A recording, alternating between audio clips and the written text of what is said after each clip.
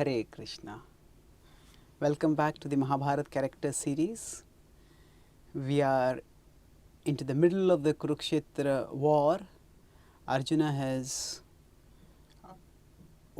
won two major victories, one against Bhishma and then again Bhagadatta, and now he is on the night of the 13th day infuriated and devastated because of the death of Abhimanyu. It is not the death actually, the slaughter, the unfair slaughter of Abhimanyu, and he has taken a vow to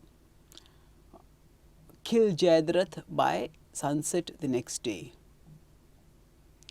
And after the Pandavas depart toward their camp, Arjuna has directly come from the war field to the meeting place, and now as he departs, he goes to his wife Subhadra, and she is distraught. And Krishna also accompanies his Krishna's sister, and she's thinking, he's besides herself with tears, falling on the ground, rolling and crying in agony. And Krishna gently consoles her. He says, "Oh lady, you are the daughter of a hero, the wife of a hero, and the mother of a hero. Your son has done feats which would make even the most celebrated warriors proud. And he has attained a destination that is the perfection of warriors who go on the battlefield never fearing death. Give up your lamentation. Now it is time for you to console your daughter-in-law." Uttara is also there. She's young bride, and she is besides herself with grief. Just a short while ago, the marriage is not even a year old. Just a few months have happened in the marriage, and she's just become pregnant. And now he's barely out of her teens, and she has become a widow. And Subhadra looks at Uttara, and again fresh tears start spouting from her eyes, and she says, "Oh my dear Abhimanyu, why did you ever go to war? Oh, you were equal to Partha in your prowess. How could you have perished on the war field? How can I tolerate the thought that you are lying on the ground dead?" She started crying once again. Krishna with gentle words consoled her. Draupadi also came there. She was also in tears. And Krishna and Arjuna consoled the ladies gently. And Krishna told Subhadra and Uttara, especially, Abhimanyu's death will not go unavenged. Tomorrow Arjuna will wreak havoc in the Kaurava camp, and he will kill the wicked Jayadratha. After speaking consoling words to them, Krishna and Arjuna departed. They would often sleep in the same tent. As they went into their tent, Krishna turned towards Arjuna looking very grave, and he said, "O Partha, in great haste, under the sway of emotion, without consulting me, you have taken a rash vow. Tomorrow, Drona will arrange the full military army to stop you from reaching Jayadratha. It will be extremely difficult for you to fulfill your vow." So, although Krishna was cautioning Arjuna, there was a slight note of chastisement in his voice also. Arjuna, who was breathing heavily, his mind torn between thoughts of Abhimanyu and Jayadratha, the one who had died and the one who was going to die. Arjuna turned towards Krishna. "Oh Krishna, I do not understand your anxiety." He says, "You know my power and I know your power. Together, who can check us? We will surely avenge Abhimanyu's death by killing that wicked Jayadratha." Arjuna thought that Jayadratha should have been killed long ago when he had carried away Draupadi. But it was only Yudhishthira's magnanimity, compassion that had saved him. He said now he would not find shelter with Yudhishthira also. Arjuna drew his lips tightly and resolved to count the moments till the next day's battle started. He was waiting. And Krishna put his shoulder around Arjuna and said, "O Partha, tomorrow you have a formidable task ahead of you. Let us rest now." And they both, as they were talking, actually Abhimanyu was very dear to Krishna also. Often when Subhadra would come to her parents' place, she would bring Abhimanyu with him. And Krishna loved Abhimanyu and he had trained him personally in warfare. So Krishna was also distressed and enraged. And as Krishna and Arjuna both were anticipating with anger the next day's war, the heavenly residents felt as if they were two agents of the destruction of the world. And they waited with bated breath what would happen the next day. Arjuna slept fitfully through the night. And the next morning they got ready. And as they marched out, they found that the Kauravas had made their military formation impregnable. Arjuna turned towards Krishna and said, "Just see, O Keshava, in attempt to foil me, the preceptor has arranged this military formation in such a formidable way. It's 20 miles across and must be at least twice as deep. And yet, I will penetrate it and I will fulfill the vow." On the other side, Drona turned to Jayadratha. Duryodhana was also there. Duryodhana, I was thinking that if somehow we can stop Arjuna from reaching Jayadratha, then the war will end. Because Arjuna, if he dies, then the Pandavas, their back will be broken.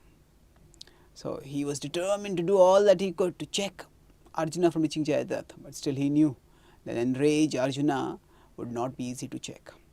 And Drona explained to both of them. He says, here you will be faced by a military formation that will be like a needle. And that will be the line of command protecting you. Ahead of that, there will be another military formation which will be like a lotus. And ahead of that, there will be another military formation which will be like a semicircle. And any warrior who will be foolish enough to enter into this will be destroyed. And beyond that, there will be another military formation which will be like a cart. And none of these warriors will retreat from their positions. Drona turned towards Jayadratha and he said, "I feel that even if Shakra, Indra, comes with his thunderbolt weapon, even he will not be able to penetrate this formation and reach you."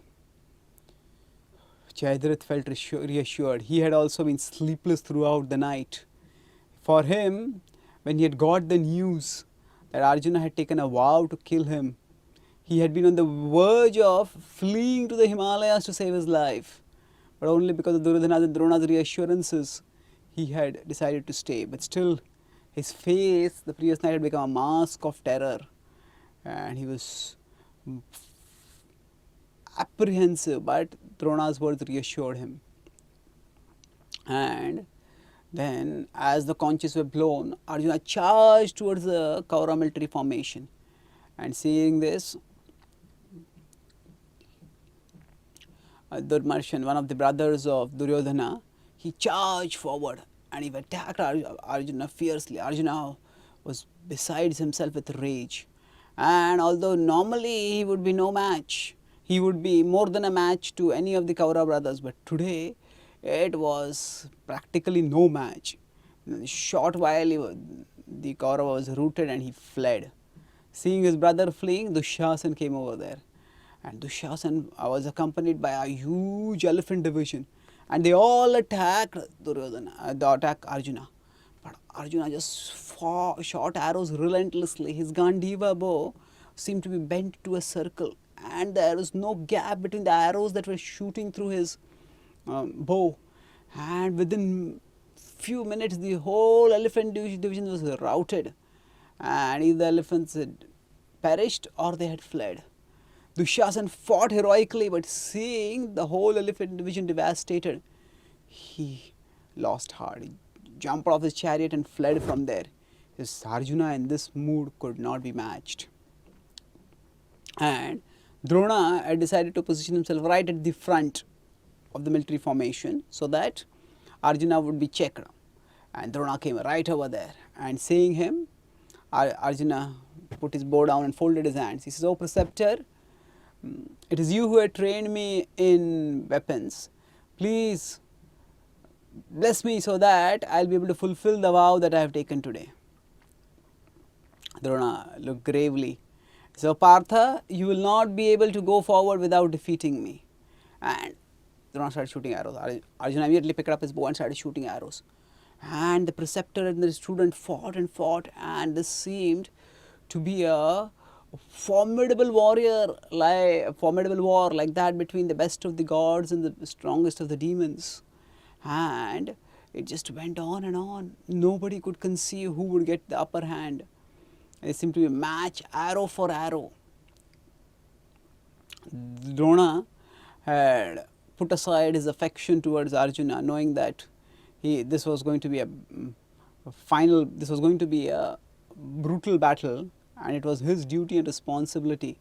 Drona knew that after he had conspired to kill Abhimanyu, Arjuna would be relentless, remorseless.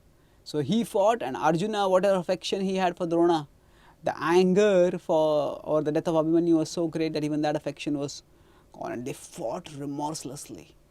And yet Krishna warned Arjuna that, "Oh Arjuna, you are wasting time. The battle with the preceptor can go on throughout the day. You don't have time to lose. Go ahead quickly." Krishna's words jolted Arjuna. Realizing that he was right, Arjuna suddenly shot a spade of arrows that stunned Drona. And as Drona was reeling under that sudden onslaught, Krishna charged Arjuna's chariot right behind him. And as Krishna went rapidly forward, he had Uttamaujas and Yudhana. They were his chariot guards, and Chekitana and Uttamauja, they were there, and they just charged behind him and just ran after him. And then as Drona recovered and he looked at Arjuna shooting past him, he said, "Oh Partha, are you afraid? Where are you going? Stop and fight." But Arjuna just blazed past him, streaked past him, led by Krishna. And so swift was Arjuna's breaking into the Kaurava formation that none of the Kaurava warriors or soldiers could check him. Drona challenged Arjuna, but Arjuna kept going. And Drona shot arrows, but Krishna led the chariot so fast that Drona's arrows fell short. And as Drona was about to give chase, from behind, Drishtaketu, who was following Arjuna, challenged him. And Drona turned and fought with Drishtaketu. And both of them fought fiercely. Drishtaketu was himself a illustrious fighter, and he exhibited his full skill. And he overpowered Drona temporarily and wounded him. Drona blazed with anger, and he took up a formidable celestial weapon and placing it in the arrow and shot it straight at Chekitana, at Drishtaketu. And then it pierced his heart and he fell dead. And by this time, when Drona turned around, Arjuna had gone far deep into the Kaurava formation. Realizing that he would soon meet Arjuna, Dronacharya decided that instead of giving pursuit from behind, he went through the military formation so that he would be there with other Kaurava warriors to check Arjuna. He knew Arjuna in this mood would not be easy to check. He had seen the fury of Arjuna and how that had taken his power and precision and speed in shooting to an entirely different level. As now here, actually this particular pastime of Arjuna racing against time to reach Jayadratha also has lessons for us at our level. Sometimes in our life there are problems that are unsolvable. So, if we just let our mental energy and our emotional energy get caught in that problem, then we will never be able to progress. So, as it is said, what cannot be cured has to be endured. So, if a problem is not solvable, then we simply tolerate it and move forward to deal with other problems that are solvable. So, Arjuna knew that Krishna reminded Arjuna that you will not be able to defeat Drona in a straight fight. So, today your goal is not to overcome Drona, today you have another goal and focus on that goal. Same way, often sometimes we just have to put some problems in the back burner and focus on problems that can be solved. It is very important that we choose the problems that we tackle carefully. Life is filled with problems coming from different directions, and if we choose the problem to tackle unwisely, then we will stay caught and we will not be productive in our life. So, Arjuna was, with the counsel of Krishna, chose the productive battle and he kept charging forward. As he charged forward, Krutavarman, who was a Yadu commander, who was an old friend of Arjuna, came forward, and Krutavarman challenged Arjuna, and they had been old friends, but now they fought fiercely, arrow for arrow. The Pandava and the Yadava, again it was a fierce fight. It seemed to almost equal to the fight that had gone on between Arjuna and Drona. And again Krishna reminded Arjuna, he said, Arjuna, you are wasting time, do not be gentle, put it aside and move forward. And jolted again by the words, Arjuna increases attack. Although Krutavarman was also a formidable warrior, he is among the 3 Kaurava warriors who survives at the end of the war from the Kaurava side. But his archery skills, though extraordinary, were not a match to Arjuna's. Arjuna's sudden intensified onslaught wounded him, and as he got wounded, Krishna charged forward, took Arjuna's chariot forward, and as Krutavarman recovered, then those warriors were guarding his chariot wheels. They turned and they checked him, and Arjuna charged forward. As Arjuna went on, breaking through the Kaurava ranks. The Kaurava ranks were like a wall, but Arjuna's chariot which went through it was like a bulldozer which was just breaking the walls, and nobody could check him. At that time, a great warrior, Shrutayush, he came in the way and challenged Arjuna. And Arjuna and Shrutayush fought, and Shrutayush realized that he will not be able to overcome Arjuna in a bow and arrow fight. So he had a celestial mace which had been given by Varuna, and he decided to pound Arjuna with that mace, and he asked his chariot to come right in front towards Arjuna. And as the warriors came closer and closer, he was swinging his mace in the air, and in the heat of the moment, before he reached Arjuna, he thought, he was so angry, agitated, wanting to attack, that he hit the mace on Krishna. Now it was a celestial mace, and Shrutayush was a powerful warrior, but Krishna took the mace as if it was a lotus hitting an elephant. However, Shrutayush had a demoniac nature, and knowing his demoniac nature, Varuna had warned him that this mace will be formidable, but if you ever use it against a non-combatant, then it will boomerang on you. It will destroy the person who uses it unethically. In the heat of the moment, Shrutayush had forgotten that warning. As he hit the mace upon Krishna, the mace suddenly lost its grip from his hand. It rose up and came and hit him heavily, and Shrutayush perished on the spot because of his own mace. And those who work against the Lord, often the very plans they make to attack and destroy the devotees, those plans backfire and boomerang on them.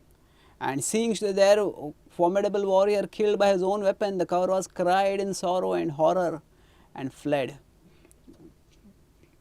Then there was another Cambodia prince, Sudakshina. He challenged Arjuna. So Arjuna was just moving on relentlessly, and different warriors who had been positioned at different locations on the battlefield, they all came and challenged one by one. Sudakshina was a Cambodia prince. He was a ferocious prince, and he fought with full vigor. And in the ensuing arrow combat, Sudakshina shot arrows so fiercely that they penetrated through Arjuna's defense and wounded Arjuna in his vitals, and Arjuna swooned. And seeing this, Krishna expertly moved Arjuna's chariot round and round so that Sudakshina's arrows would be parried. And Arjuna recovered, came back to senses, and he bit his lips and glared with red shot eyes at Sudakshina. Now, for a Kshatriya like Arjuna, to be knocked down, to be made to swoon was a great insult. And Arjuna was in no mood to lose time. And he took arrows and started shooting fiercely. Sudakshina fought back, but Arjuna was unstoppable, unmatchable. And Arjuna's onslaught of arrows destroyed Sudakshina's chariot, and before he could do anything, Arjuna killed Sudakshina. And he charged forwards. As he went on, 3 of Shrutayu's sons came, and they were also formidable warriors, and they all attacked Arjuna simultaneously. Arjuna fought and fought, but they were unstoppable. They were bent on taking revenge for the death of Shrutayush, and they were accompanied by Shrutayu's huge army. Seeing that Arjuna seeing that he had practically come into a wall of arrows, he took up the Shakra weapon, and with that single weapon, it expanded into many weapons, and all 3 of Shrutayu's sons, as well as most of his army, was decimated by that single arrow. And Arjuna charged onwards relentlessly. The sun was now rising overhead.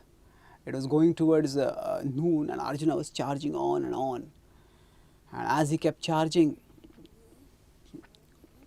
he knew that he was in a race against time. The Kaurava warriors who came running towards him, they never went back. To charge towards him was to charge towards their death. And Arjuna created a trail of destruction as he went through the Kaurava rank. And in the meanwhile, Duryodhana and Drona were discussing, and Duryodhana was filled with anxiety, hearing how Arjuna was unstoppable. He told, "O preceptor, you had said that you will protect Jayadratha, but Arjuna seems to be unstoppable. Please do something." And Drona shook his head in tiredness. There was sweat on his body. And he said, You revile those who work tirelessly for you. He says, I am exerting myself fully for your cause, and yet you find fault with me. Duryodhana became panicky, and he did not want Drona to abandon the cause. He says, please forgive me. My words are born out of distress. Please, we depend on your mercy, grace and expertise. Please protect Jayadratha. So Dronacharya became grave. He says, your words do not anger me. You are like my own son, like Ashwathama to you. That's why I will do my best. But the Pandavas have chosen their strategy well. Arjuna is breaking through our ranks, and whoever comes against him is perishing.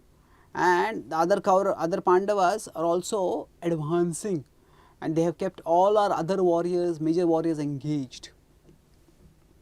There is no one right now to stop Arjuna. And he said, I will not encounter right now because I want to be here in the last line of defense to be with Jayadratha. And moreover, Arjuna will not fight with me. He will just bypass me and go ahead, as happened right at the beginning of the war today. So still there is one warrior who can fight. And who is that? He said, it's you. So Duryodhana was shocked. He said, I might be able to resist Indra with his thunderbolt in hands, but I cannot resist Arjuna in this mood. He said, do not worry, Drona said. I will dress you, I will put upon you my celestial impenetrable armor. And once you wear this armor, even Arjuna's unstoppable, irresistible, unbearable arrows will cause no harm to you. And equipped thus, you will be able to check Partha. You are yourself a Mahārata. Have no fear. And then Drona chanted the celestial mantras, and he put that armor on Duryodhana. And Duryodhana, feeling proud, started charging towards Arjuna. In the meanwhile, Arjuna had tirelessly charged against the Kauravas, breaking through them, creating a trail of devastation, moving forward unstoppably. At that time Krishna turned and told Arjuna, "Oh Arjuna, your steeds, your horses are celestial, but such is the ferocity of this fight that even they have become exhausted. Even they need rest, they need water. They will not be able to sustain this fight." So now we may wonder, how doesn't Krishna know that what can a warrior do in such a situation? Why is Krishna making such a request? Actually, Krishna wants the world to know Arjuna's glories, and therefore he makes this request to Arjuna. And Arjuna says, "Oh Krishna, I will just clear the path ahead of me of all the warriors, and then you can take the horses over there and I will arrange whatever is required." Arjuna shot a series of arrows which just routed the Kauravas ahead of him. And as an open space was created, Arjuna invoked celestial weapons. And as he shot the celestial weapons, the watching warriors gasped in amazement, because what was the war field suddenly became transformed. It became a beautiful, pleasing lake with swans and ducks and other birds floating within it, and with lilies and lotuses, other flowers in it, and a soothing breeze started blowing. And Krishna told Arjuna, "Well done, O Partha, well done." And Arjuna shot another arrow, and he created a shade over there. So from above the sun was blazing, but the steeds are to be rested. They need not just water and rest physically, but they also need relief from the heat. And Arjuna got off the chariot and told Krishna, "Krishna, please let the horses rest and drink water and graze, and you can remove the arrows from their body and massage them. And till that time I will hold the Kauravas back." And Arjuna got off his chariot. Now he was charioteerless, and all around him he was completely inside the enemy formation. All around him were Kaurava warriors, and they were on horses, and they were on chariots, they were on elephants, and they saw this as their opportunity. And from all directions they started charging on Arjuna. But Arjuna was swinging around on foot and shooting so fiercely, so swiftly, that to come into him was to practically encounter a wall of arrows. No one could come near him. Arjuna fought and fought and fought. And here he was, charioteerless, horseless, chariotless, and he was surrounded by hundreds and hundreds and hundreds of warriors on all sides. But such a disadvantaged position even Abhimanyu had not been in. Abhimanyu had of course been attacked by many warriors, but his chariot had been destroyed already. Arjuna had voluntarily forsaken his chariot. Just as Abhimanyu had been put in a situation, Arjuna accepted that situation and demonstrated that he would counter and crush the wretched Kaurava soldiers who dared to attack him. And seeing Arjuna's stupendous feat in resisting them despite being so disadvantaged, the Kaurava warriors cheered him. And Krishna took the horses and rested them, massaged them, fed them, soothed them. And after resting for some time, the horses recovered. The horses had exerted themselves as the chariot was moving at a formidable speed, and they had become wounded also. But Krishna, by his expert caring, got the horses to rest and recover. And then Krishna brought the chariot back, and Arjuna got onto the chariot, and they charged forwards. That day when Arjuna had first got on the chariot, there was Satyaki was with him. Satyaki was his close friend. He was also like his disciple. Although Satyaki had also been trained by Drona, he was Drona's disciple officially, but Arjuna had trained him further. And Satyaki and Krishna were very close, and Krishna and Arjuna were very close, and Arjuna and Satyaki were also very close. So that day when they had started off, when they were sitting in the assembly, Krishna and Satyaki had sat on the same elevated throne near Yudhishthir. And when they decided to start off for the war, Krishna brought the chariot, and at that time Arjuna circumambulated chariot with Gandiva in hand. As he climbed up, Krishna signaled Satyaki also to climb up. And Satyaki, Krishna and Arjuna, they all went on the same chariot approaching the enemy.